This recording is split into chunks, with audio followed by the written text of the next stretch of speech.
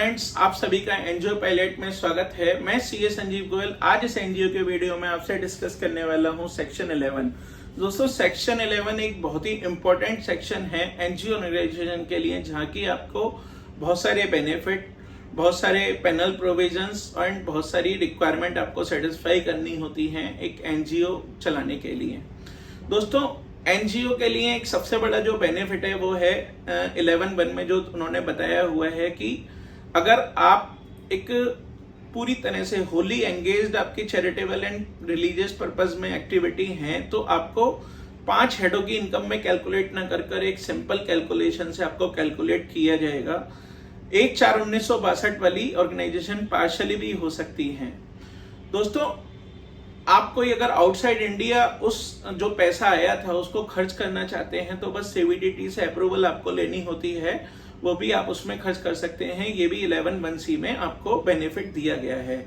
दोस्तों, 11(1)(d) basically आपको corpus जो आपका आता है उसको सीधा सीधा कॉर्पस में ट्रांसफर कर पाएंगे आप, जिस तरह से आपको कंपनीज में शेयर कैपिटल आता है।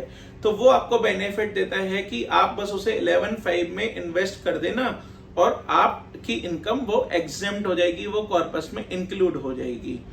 दोस्तों, एक्सप्लेनेशंस आपको बेनिफिट देती हैं। क्लॉज 2 बेसिकली क्लॉज 2 आपको बोलता है कि आप एक्यूमुलेट भी कर सकते हैं। कोई ऐसी इनकम हुई जो आपको लेट रिसीव हुई है, 20 मार्च को रिसीव हुई है, 25 मार्च को रिसीव हुई है, तो आप उसको खर्च कैसे करते? तो उसको खर्च नहीं कर पाएंगे, इसके लिए भी आपको क्लॉज 2 में फॉर्म नंबर 9A भर देना और आपको वो बेनिफिट मिल जाएगा।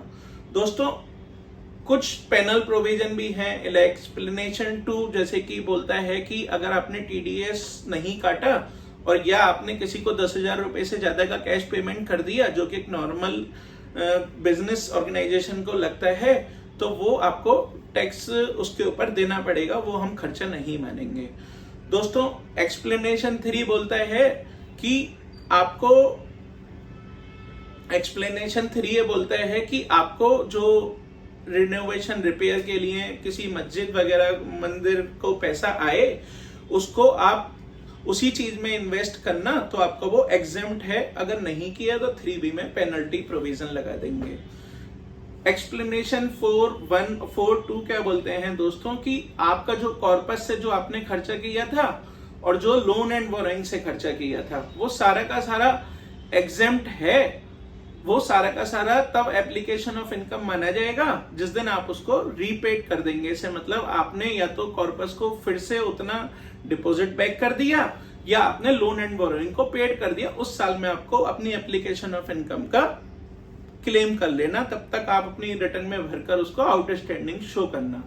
तो दोस्तों, 11(1)(a) बोलता है कि कैपिटल गेन आपको नहीं लगाएंगे अगर आपने सारा का सारा सेल्स कंसिडरेशन फिर से इन्वेस्ट कर दिया एनजीओ ऑर्गेनाइजेशन में।